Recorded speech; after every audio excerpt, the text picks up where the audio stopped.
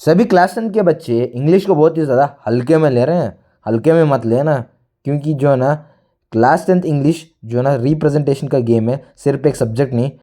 Paper details ये है कि हमें लिखने के लिए 3 घंटा टाइम दिया जाता है। उसके साथ साथ 80 मार्क्स का पेपर रहता है, हमको जो लिखना चाहिए। जो है ना सेक्शन वाइज पेपर पैटर्न ये है कि पहले सेक्शन में रीडिंग स्किल्स रहते हैं, उसको जो है ना 20 मार्क्स दिया जाता है। दूसरे सेक्शन में भी राइटिंग स्किल्स एंड ग्रामर रहता है, उसको दिए जाते हैं 20 मार्क्स। इसमें सी में रहता है लिटरेचर, मतलब लेसन्स और जो पोएम्स रहते हैं और जो ड्रामा रहते हैं। फर्स्ट प्लेट के जो लेसन्स और पोएम है, उसके बाद साथ साथ जो फुटप्रिंट विदाउट फीट, उसके जो जो कहानियाँ हैं, जो लेसन्स है, उससे भी क्वेश्चन आ सकते हैं। इस सभी ये जो है ना इंग्लिश क्लास 10 का सीबीएसई क्लास 10 इंग्लिश का क्वेश्चन पेपर पैटर्न। हमको जो है ना इंग्लिश में 75 प्लस का स्मार्ट स्ट्रैटेजी ये है कि और इजी और फिक्स क्वेश्चन ये रहते हैं कि पहला सेक्शन ये है हमारा रीडिंग स्किल्स। हमको ईजिएस्ट बहुत ही ज़्यादा सिंपल जो है ना 18 से लेकर 20 मार्क्स हमको हमारे पॉकेट में आ जाते हैं आसानी से। इसमें जो है ना अनसीन पैसेजेस, इसमें 2 पैसेजेस रहते हैं जिसको जो है ना 20 मार्क्स रहता है। उसमें जो है ना एमसीक्यू बेस्ड पैसेजेस रहते हैं, जो है ना डायरेक्टली हमारे जो आंसर्स रहते हैं हम पैसेज से डायरेक्टली चूज कर सकते हैं। टारगेट इधर हमको जो है ना 16 से लेकर 18 मार्क्स मिनिमम रहना चाहिए, क्योंकि हमको जो है ना एक पैसेज दिया जाता है, वो सिर्फ पैसेज को पढ़कर जो है ना हमको एनालाइज करके उसका आंसर लिखना रहता है। टिप देना चाहूँगा कि जो है ना पहले क्वेश्चंस को फर्स्ट रीड करो, उसके बाद सेकेंड है हमको जो है ना कीवर्ड दिया रह जाता है उसको अंडरलाइन करो। और जो है ना तीसरी बात, बहुत ज़्यादा सोचने की ज़रूरत नहीं है, ज़्यादा ओवर थिंक करने का कोई भी ज़रूरत, अननेसेसरी ज़रूरत नहीं है। हमको जो 75 करने के लिए जो है ना हमको पहले क्वेश्चन को रीड करना है, कीवर्ड्स को अंडरलाइन करना है, ज़्यादा ओवरथिंक करना नहीं है। पहले हमको जो ना क्वेश्चंस को पहले पढ़ना है, उसके बाद साथ हमको जो ना आंसर्स डायरेक्टली पैसेज से मिलते हैं। हमको जो ना एक बार पैसेज को डिटेल्स शांत से काम होकर एक बार पढ़ना है, पढ़ने के बाद आंसर आसानी से आते हैं। हमारा सेक्शन भी जो है ना राइटिंग और ग्रामर, इसमें जो है ना स्कोरिंग जोन, राइटिंग जो है ना 10 मार्क्स के लिए रहता है और ग्रामर जो है ना 10 मार्क्स के लिए रहता है। पहला जो है क्वेश्चन कैसे पूछे जाते हैं, पहला है एक फॉर्मल लेटर लिखने के लिए बोल सकते हैं और जो है ना एनालिटिक पैराग्राफ दे सकते हैं, उसको एनालाइज करना है, आपको आंसर लिखना रहता है। शॉर्ट राइटिंग टास्क, आपको एक शॉर्ट राइटिंग टास्क भी दिया जाता है, इसमें जो है ना 5 मार्क्स मतलब 10 मार्क्स मिलते हैं। ग्रामर में आपको जो बेसिकली पूछते हैं 10 मार्क्स के लिए, मतलब 2 मार्क्स, 1 मार्क्स, 3 मार्क्स, 4 मार्क्स करके। पहला जो है टेंसेस पूछते हैं, मॉडल्स, नेक्स्ट जो है ना सब्जेक्ट वर्ब अग्रीमेंट, उसके साथ साथ एडिटिंग और गैप फिलिंग के साथ साथ ऐसे ऐसे पूछ सकते हैं। और जो है ना ये सब रहते हैं प्योर एमसीक्यू बेस्ड क्वेश्चन रहते हैं। इधर आपको 8 से 10 मार्क्स आसानी से आने जाने चाहिए ग्रामर में, क्योंकि बहुत ज़्यादा आसान, बहुत ही ज़्यादा इजी रहते हैं। सेक्शन बी में हमको याद रखना है कि फॉर्मल लेटर, उसके साथ साथ शॉर्ट राइटिंग टास्क। ग्रामर में जो है ना हमारा grammar basically tenses, models, subject verb agreement, editing और गैप फिलिंग, इसमें हमको कम से कम श्योर शॉट 10 मार्क्स से 8 से लेकर 10 मार्क्स आसाम से पढ़ सकते हैं, इसमें कोई टेंशन लेने की बात नहीं है। सेक्शन ए और बी जो है ना बहुत ही ज़्यादा आसान थे।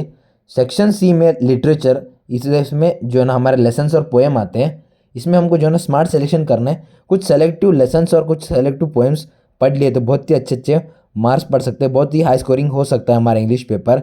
जो हमारा फर्स्ट प्रायोरिटी टेक्स्ट बुक है फर्स्ट प्लेट, हमारा सेकेंड है फुटप्रिंट विदाउट फीट, उसके बारे में बाद में देखेंगे। पहले जो है ना किन किन लेसन्स पर हमको फोकस करना है फर्स्ट प्लेट में। पहला है a letter to God, second वाला है नेल्सन मंडेला, थर्ड वाला है 2 स्टोरीज अबाउट फ्लाइंग, ये हाई स्कोरिंग चैप्टर है। उसके साथ साथ from the diary of N A Frank जो है ना हमारा फर्स्ट है ए लेटर टू गॉड, इससे हमको 2 और 3 मार्क का क्वेश्चन आ सकता है। ये आसान स्टोरी है। Nelson Mandela long walk to freedom, ये लेसन से हमको 3 मार्क्स और 5 मार्क्स का क्वेश्चन एक आ सकता है। ये जो है ना डायरेक्ट फैक्चुअल क्वेश्चन हमको पूछ सकते, डायरेक्ट नेल्सन मंडेला के बारे में लिखे तो भी हमको 5 मार्क्स पढ़ सकते हैं। नेक्स्ट है 2 स्टोरीज अबाउट फ्लाइंग, इससे एक एमसीक्यू और एक 3 मार्क का क्वेश्चन आ सकता है, ये भी एक high scoring chapter. From the diary of N A Frank से जो ना हाई प्रोबेबिलिटी, बहुत ही बड़ा प्रोबेबिलिटी है, इससे हमको 3 से लेकर 5 मार्क का एक क्वेश्चन आ सकता है। ये कुछ जो है ना लेसन से फर्स्ट फ्लाइट टेक्स्ट बुक से, या letter to God, Nelson Mandela, 2 stories about flying, from the diary of N A Frank, in 4 पर हमने फोकस किया तो हमको बहुत ही बढ़िया मार्क्स मिल सकते हैं। फर्स्ट फ्लाइट टेक्स्ट बुक के देखेंगे हम लोग, पोएम के बारे में देखेंगे कौन कौन से पोएम जो है ना इंपॉर्टेंट है। पहला है हमारा poem dust of snow, second वाला है फायर एंड आइस, थर्ड वाला है अमेंडा, फोर्थ वाला है ए टाइगर इन दी जू। इस सब से हमको जो ना पोएट्री से 12 से लेकर 14 मार्क्स गारंटेड और श्योर शॉट हमको आने वाले क्वेश्चन पेपर में। टिप आप लोगों को यही बताना चाहूँगा, हमको जो ना पोएम का थीम और जो ना जो पोएटिक डिवाइस है कैसा हो, वो पोएम का नोट चल रहा है, कैसा पोएम का सिचुएशन चल रहा है, उस पर हमको उस थीम के ऊपर फोकस करना है। नेक्स्ट जो है ना हमको 2 लाइन्स एक्सप्लेनेशन लिख दिया तो हमको जो इनफ है वो हमारे पोएम्स के लिए। फर्स्ट प्लाइट में हमको लेसन्स में कौन से कर रहे हैं, ये letter to God, Nelson Mandela, ये लॉन्ग वॉक टू फ्रीडम, जो है ना 2 stories about flying, the diary of Anne Frank. उसके साथ साथ हमको जो पोएम में है ना dust of snow, fire and ice, Amanda और the tiger in the zoo पर फोकस कर रहे हैं। हमारा सेकंड प्रायोरिटी टेक्स्ट बुक है फुटप्रिंट विदाउट फीट।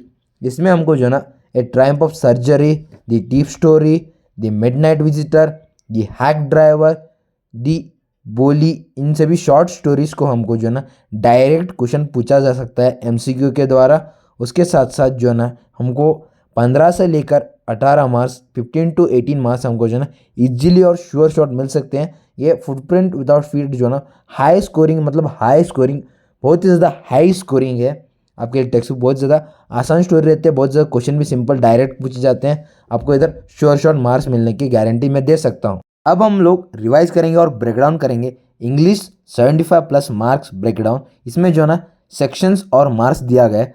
पहले सेक्शन में रीडिंग स्किल्स में हमको 18 मार्क्स आते हैं। दूसरा सेक्शन है राइटिंग में हमको 10 मार्क्स आते हैं। ग्रामर में हमको 9 मार्क्स, प्रोज में हमको 15 मार्क्स, पोएट्री में हमको 13 मार्क्स, सप्लीमेंट्री में हमको 15 मार्क्स, मतलब फुटप्रिंट विदाउट फीट में हमको 15 मार्क्स। टोटल हुए हमारे 75+ और 80 मार्क्स।